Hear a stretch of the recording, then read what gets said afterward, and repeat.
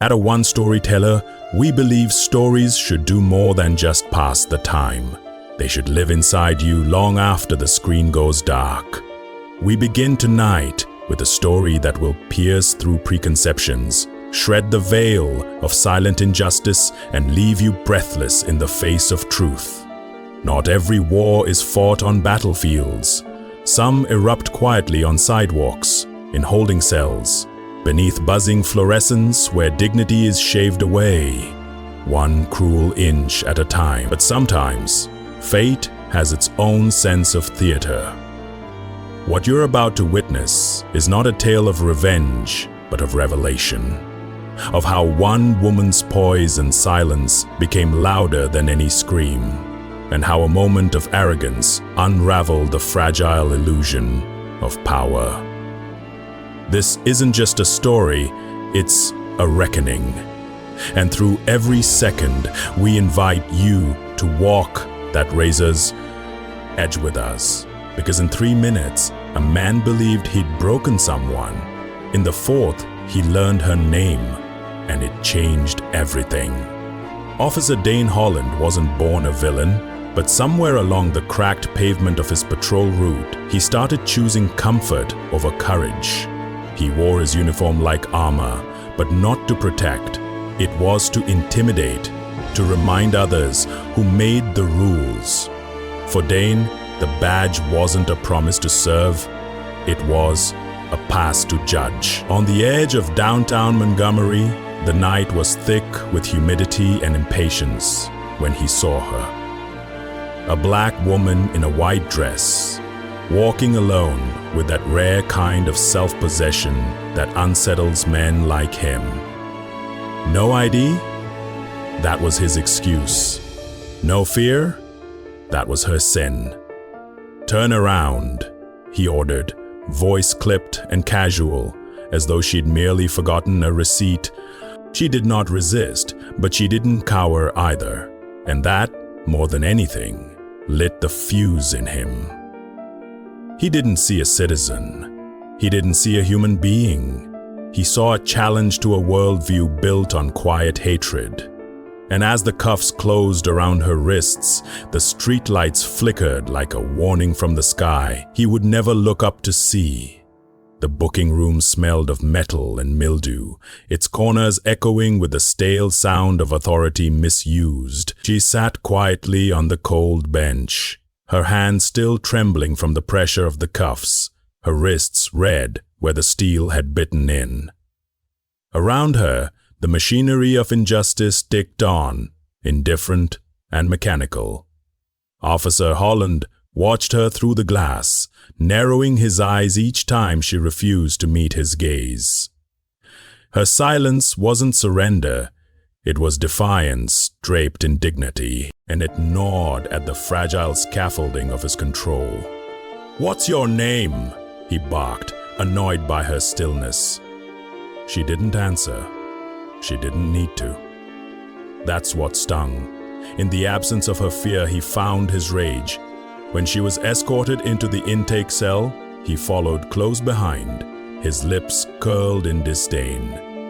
She was, in his mind, just another nobody, another face in the endless crowd he believed he was keeping in line. And when the order came to process her, he reached for the clippers.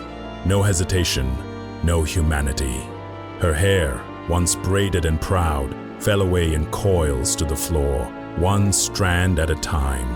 She said nothing, not a scream, not a tear, only a quiet breath as the razor buzzed through her scalp, peeling away years of memory, identity, ancestry. And still, she did not break. It was not hair that was being cut, it was illusion, inch by inch. 3 minutes passed. Then a door flew open. The storm arrived. The sergeant's footsteps echoed like gunfire down the corridor, each one louder than the last. He barged in, eyes frantic, breath caught somewhere between terror and disbelief. "Stop it! Turn it off!" he yelled, and in that instant, time shattered. Officer Holland paused, confused. clippers still vibrating in his pocket. The woman slowly looked up, her face serene, her scalp bare, and met his gaze for the first time, not with hatred, not with fear, but with the calm intensity of someone who knows her power. "That's Judge Celia Monroe," the sergeant stammered. "Presiding judge, circuit court. Her security team's been looking for her for hours." The words hit harder than any blow. The blood drained from Holland's face, everything around him. The badge, the walls, the uniform. For a moment, the room held its breath. And then, slowly, deliberately, she stood. No robe, no gavel, just a woman, stripped, humiliated, and still holding more authority in her silence than he ever had in his shouting. He took a step back, as if distance could undo what he had done. But it was too late. And as he stood before her, for the first time in his life, Dane Holland understood what it meant to feel small. The courthouse was unusually still. The morning Judge Celia Monroe returned. Not the usual stillness of legal decorum, but a breath-held, reverent silence. As though the walls themselves understood that justice, for once, was walking in not just to speak, but to be witnessed. Her steps echoed with grace, each one deliberate, as if reclaiming the ground beneath her. Her hair was gone, shaven down to soft, exposed skin, yet she wore her bareness not as a scar, but as a symbol, like armor forged in the fires of humiliation. As she ascended the bench, every eye in the courtroom followed, stunned by her quiet resilience. No one dared whisper. Reporters, clerks, bailiffs, even opposing counsel. Each sat frozen, bound not by law, but by the weight of her presence. She adjusted the microphone with care, and then lifted her eyes to the gallery. What followed wasn't a speech. It was an offering of truth, delivered without theatrics or bitterness. "I know many of you expect rage," she began, her voice smooth but anchored in sorrow. "But I'm not here for vengeance. I'm here for clarity. Because what happened to me didn't begin last night. It began long before me. It began the first time someone was asked to prove they belonged in their own skin." Her words filled the room with heat and gravity, drawing every heartbeat closer. "I was arrested without cause, stripped without reason, and silenced without fear. Because they didn't know my name. They thought I didn't matter. But I'm not here because I'm a judge. I'm here because I'm just one of many, one of countless black women dragged through a system built on the illusion of impartiality. I just happen to be visible." Her voice broke slightly on that last word, not in weakness, but in revelation. "Imagine if I hadn't been." A ripple of emotion swept the room. Reporters lowered their cameras. Even seasoned officers blinked away tears. In that space, cloaked in quiet, something sacred happened. The justice system was forced to look at itself, not through policy, but through her, and it recoiled. Her testimony before the Misconduct Board wasn't a recounting of personal trauma. It was an indictment of institutional rot. She did not speak to punish Officer Holland, though every eye in the city was fixed on his fate. She spoke to peel back the layers of protection that allowed him, and others like him, to operate with impunity. "We cannot keep calling this bad apples," she said. "It's the tree, and it's the soil." When the verdict came to terminate Holland, there was no applause, only the sound of reckoning, heavy and enduring. But Celia wasn't finished. The state offered her leadership of the newly formed Police Reform Task Force, a position of influence, power, and visibility, and yet she declined. Instead, she rose and introduced someone else to the podium. a young woman barely out of her teens, with defiant eyes and trembling hands. "This is Layla Ford," Celia said, laying a hand on her shoulder. "You might remember her from a year ago. She was arrested for speaking out, and she's chosen to study law. Today, she begins here, with a voice." It was Celia's final act of justice, not to cling to power, but to pass the torch. And in doing so, she reshaped what justice could mean. Not a seat behind a bench, but a shared fire that lit the path forward for others. A fire that, once ignited, would never go out.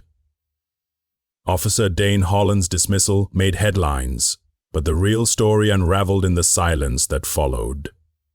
He packed his belongings in a box stained with regret.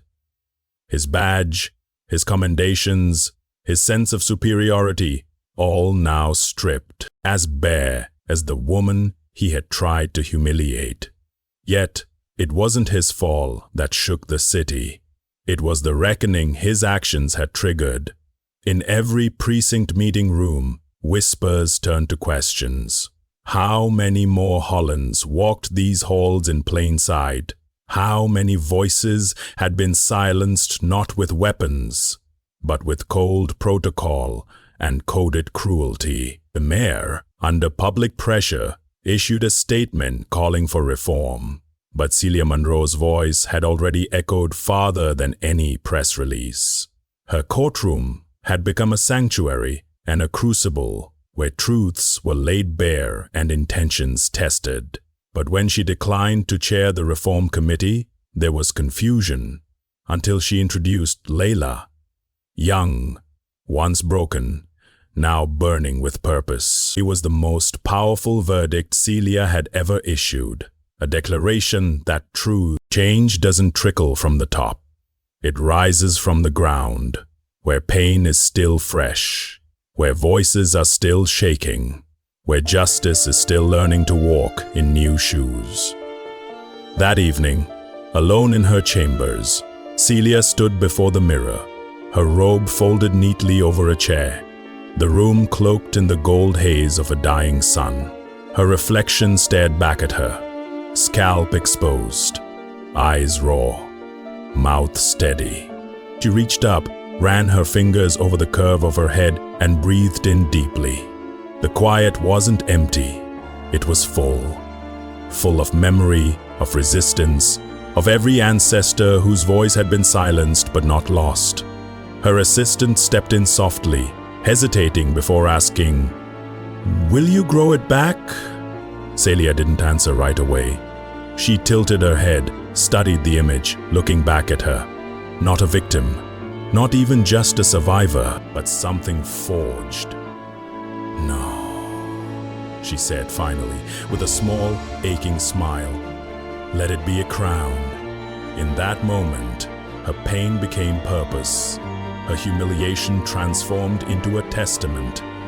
The hair they stripped from her would never return, but neither would their illusion of power. She had risen, not in spite of what they'd done, but because they could no longer define her by it. Spring bled into summer, and Montgomery began to change, not from grand speeches or sweeping legislation, but from the slow, relentless pressure of truth taking root. On the corner of Dexter Avenue, where the sun hit the brick just right in the mornings, a mural emerged. Brushstroke by brushstroke, the image grew. Judge Celia Monroe, head uncovered, gaze unwavering, lips parted, as if mid-sentence, frozen forever in a moment of quiet defiance. Children walking to school paused and stared. Mothers pointed and whispered. Tourists stopped to read the inscription beneath her painted shoulders, "Let justice be louder than vengeance." It wasn't just art, it was a reckoning on a wall. Beneath it, vigils were held, names were read, stories were shared. And slowly, the city began to listen, not because it wanted to, but because it could no longer look away. Body cams became policy, not suggestion. Review boards finally had power behind their promises. Officers, once untouchable, now answered real questions from real people. And while no mural could undo the pain, hers served as a compass. Her image became a ritual. Students saluted it with their lunch pails swinging, activists lit candles beneath it, and tired souls found solace in the strength of her stare. It did not erase what happened. It dared the city to remember it, and never forget who bore its weight and still stood tall. At A1 Storyteller, we believe the most powerful stories are not those neatly tied with happy endings, but those that leave a mark. Etched into your chest, impossible to shake, this story of a woman stripped and still sovereign, of a city forced to see itself with new eyes, is not about revenge. It's about redefinition, about one moment, one choice, unraveling everything we thought we knew about power and dignity. If this story moved you, let it echo. Share it, carry it, pass it to the ones who need it most. Because every like, every comment, every repost is a light in a dark room where someone is still being silenced. And maybe, just maybe, the next time someone looks at a stranger and sees only difference, they'll remember her stare, her silence, her crown, and choose justice instead. This is A1 Storyteller, and the next story might just be yours. Across 10 chapters, we've journeyed through silence and defiance, cruelty and clarity. We've watched a woman stripped of everything the world uses to define strength: hair, title, silence, and still rise with more power than the room that tried to unmake her. This was never simply about a corrupt officer.